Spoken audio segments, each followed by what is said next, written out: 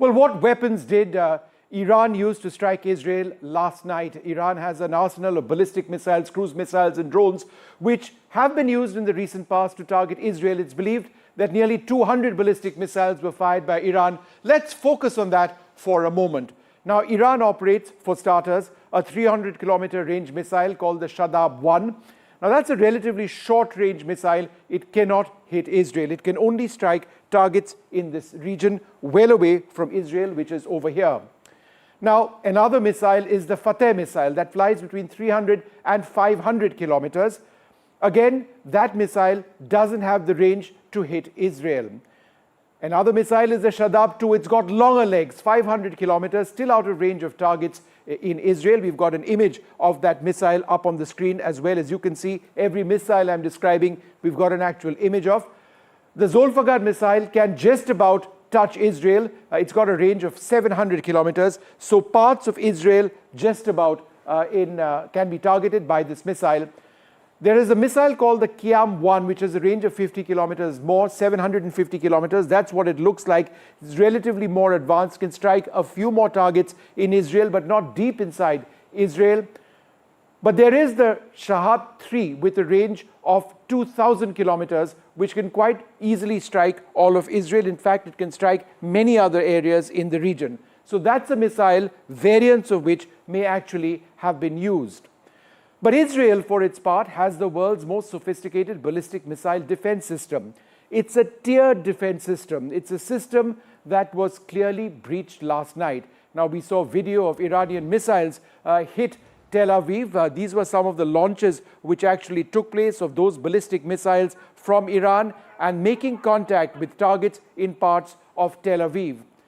Now, Israel does have that ballistic missile defense system. What we don't know is how many of these missiles hit their targets and whether some of the impacts were of fragments of the missiles coming down after they were intercepted by the Israeli missile shield.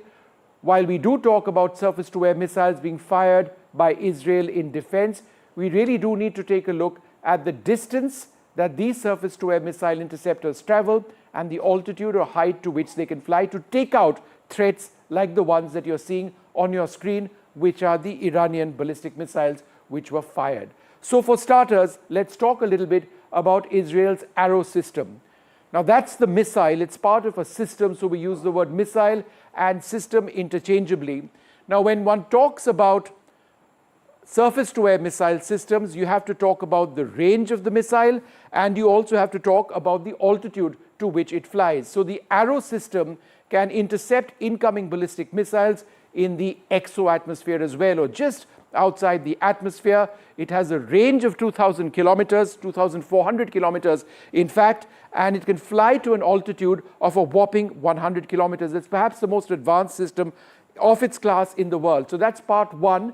It was used yesterday, but there were other systems, presumably, which were also used to make a large number of the interceptions. So let's look at the next one, which is the David Sling. Now that's the missile. The missile, it's called the Nammer. It's part of the David Sling system. That can fly to a range of 300 kilometers and an altitude of about 15 odd kilometers in making interceptions. And finally, what we all talk about is the Iron Dome. Now that's the Iron Dome system. It's a relatively short-range missile system. In fact, when one speaks about what Israel has, people say that it's Israel's Iron Dome in action. In fact, Iron Dome is part of that missile defense system that I've been describing. It's the last line of defense. It can fly to an altitude of 10 kilometers and it has a range of about 70 kilometers. It can travel to a distance of about 70 kilometers. But it is that last line of defense. It's not optimally suited to take out ballistic missiles. It's better equipped to take on rockets, short-range rockets of the type that Hamas and Hezbollah have been firing. So that's what Israel has been using to defend itself. Obviously, there have been breaches of the system as well, but it appears that not many lives have been lost. One person is thought to have lost their lives, and the damage primarily is believed to be on Israeli military bases. The big question, will there be an Israeli response, and when will that happen?